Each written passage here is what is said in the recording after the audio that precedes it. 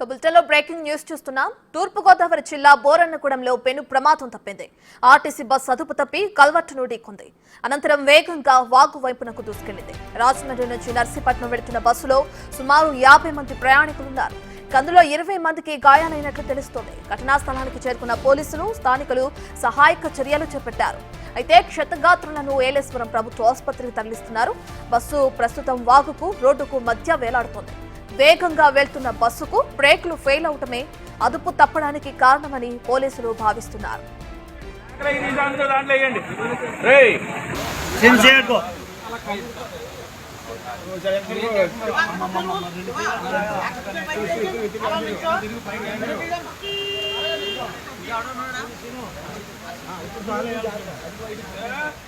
దీనికి సంబంధించి పూర్తి డీటెయిల్స్ మా ప్రతినిధి శివశంకర్ అందిస్తారు. రైట్ శివశంకర్, తూర్పుగోదావరి జిల్లా బోరన్నగూడెంలో ఆర్టీసీ బస్సు అదుపు తప్పి ఇది చేయడం మనం చూస్తున్నాం, కల్వర్టును ఢీకొనడం. అయితే దీనికి సంబంధించిన డీటెయిల్స్ అంటే ఎందుకు ప్రమాదం జరిగింది, బ్రేక్స్ ఫెయిల్ అవడమే కారణం అంటున్నారు. ముందుగా చూసుకోలేదా అంటే బస్సుని చూస్తారు కదా, ఏమైనా రిపేర్స్ ఉన్నాయా ఏంటని స్టార్ట్ అయ్యే ముందు ఆ విధంగా రీచెక్ అనేది చేసుకోలేదంటారా? అయితే ప్రాణ నష్టం కూడా ఏమైనా జరిగిందా లేదా, దానికి సంబంధించిన డీటెయిల్స్ అండి. థ్యాంక్ యూ రత్న.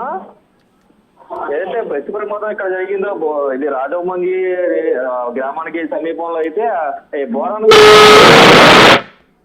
అయితే ఈ ప్రమాదం చోటు చేసుకుంది. అయితే అప్పటి వరకు బాగానే ఉన్న బ్రేకులు సడన్ గా ఫెయిల్ అవడంతో అయితే ఈ ప్రమాదం జరిగినట్టుగా డ్రైవర్ పోలీసులు తెలిపినట్టుగా పోలీసులు మనకు సమాచారం ఇస్తున్న పరిస్థితి ఇక్కడ కనిపిస్తోంది.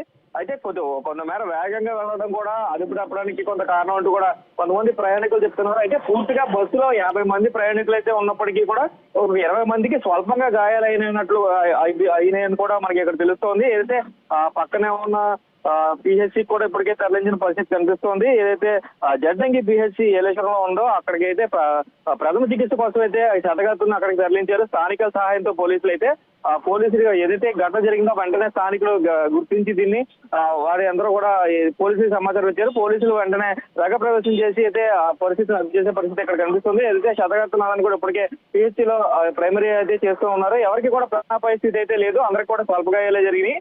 అయితే బస్సు మాత్రం ఏదైతే వాగు ఉందో ఈ వాగుకి రోడ్డుకి మధ్య మాత్రం వేలాడుతున్నట్లుగా అయితే కనిపిస్తుంది. అక్కడి నుంచే కూడా పూర్తిగా వారిని ఏదైతే కిటికీల ద్వారా బయటికి తీసి ప్రయాణికులందరినీ కూడా సురక్షిత ప్రాంతానికి అయితే తరలించారు. ప్రస్తుతం అయితే ప్రాణాపాయ స్థితి అయితే ఇక్కడైతే ఏదీ లేదు. రైట్ శివశంకర్, అయితే వాగుకి అటు రోడ్డుకి మధ్య బస్సు వేలాడుతున్న విజువల్స్ మనం బిగ్ టీవీ స్క్రీన్ పైన చూస్తున్నాం. ఒకవేళ వాగులో పడి ఉంటే కనుక భారీగా ప్రాణ నష్టం కూడా జరుగుండేది. దీనికి సంబంధించి డ్రైవర్ ఏమైనా మాట్లాడడం జరిగిందా? పోలీసుల విచారణ ఎక్కడి వరకు వచ్చింది? రత్న, అయితే డ్రైవర్ కూడా తీవ్ర గాయాలైనవి. ఏదైతే బస్సు కొంతమేర వేగంగా ఉండడం తోటి ఇటు నుంచి అటు దూసుకు వెళ్ళిపోయింది. అదే స్లోగా ఉండుంటే కనుక ఖచ్చితంగా నిలువుగా కిందకు పడి ఉంటే కనుక ప్రాణాలు పోయే పరిస్థితి అయితే కనిపించేది ఖచ్చితంగా.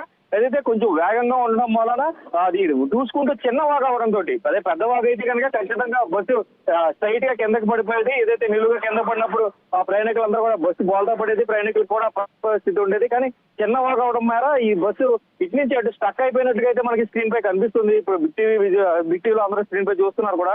ఏదైతే దాని వల్ల అయితే ప్రాణాపాయ స్థితి అయితే తప్పిందని చెప్పుకోవచ్చు. అయితే డ్రైవర్ కూడా కొంతమేర తీవ్ర గాయాలయ్యాయి. డ్రైవర్ కూడా ప్రస్తుతం చికిత్స పొందుతుండటంతో బ్రేకులు ఫెయిల్ అయినట్లుగా అయితే పోలీసులు చెప్పినట్టుగా పోలీసులు సమాచారం ఇస్తున్నారు. రత్న, రైట్, థ్యాంక్ యూ శివశంకర్.